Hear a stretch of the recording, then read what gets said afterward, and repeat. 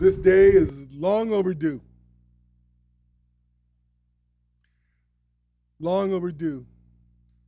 I can remember growing up saying, what happened to our ancestors? When I was growing up, every time I would leave the house, my aunts, my grandmother, remember, always say you're Mexican. Never say you're Indian. It wasn't safe to be Indian.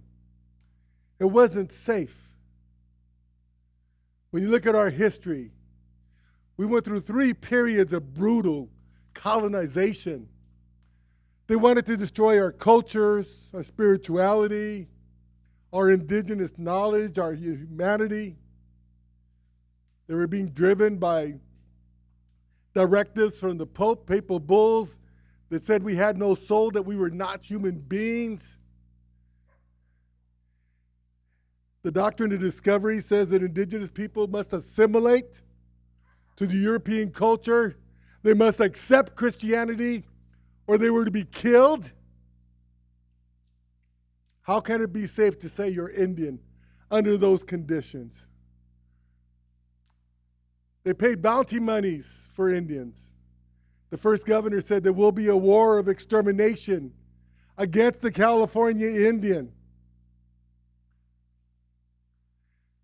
They nearly succeeded. They nearly succeeded. And that's when they were paying bounty monies. They were paying military militias to go on out, hunt down the Indians and to kill them. They legalized the kidnapping of children. And then they would shoot the parents and put the parents with white families thinking that they would grow up white.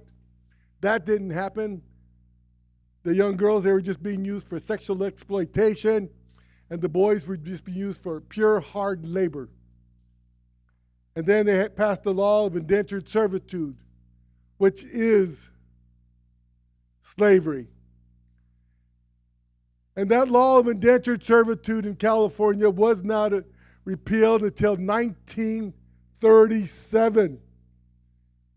Indentured servitude for Native Americans was legal.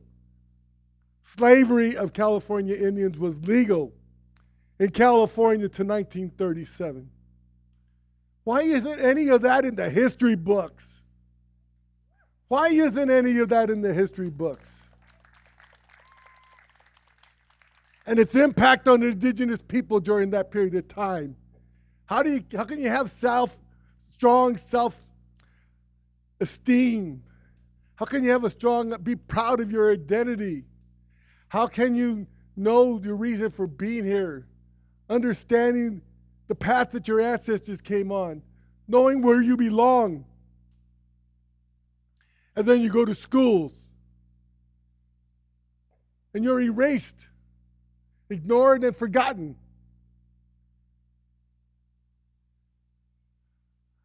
How does that form a child in a healthy way? You look at indigenous people around the world and they suffer from historic trauma of suicide and depression, addiction. They get involved in incarceration and poverty. All tribal people know that. You look at those statistics and we always lead the pack. It's just horrible what has happened to the California Indian and to all indigenous people around the world.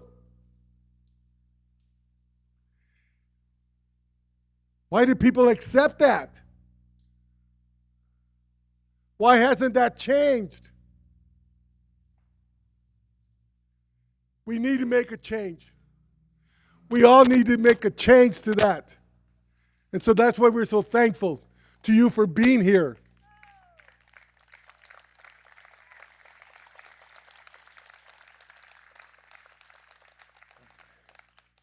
We speak the truth. We've been speaking the truth for many, many years. The speakers who are going to speak today have been speaking the truth for many years. But who listens?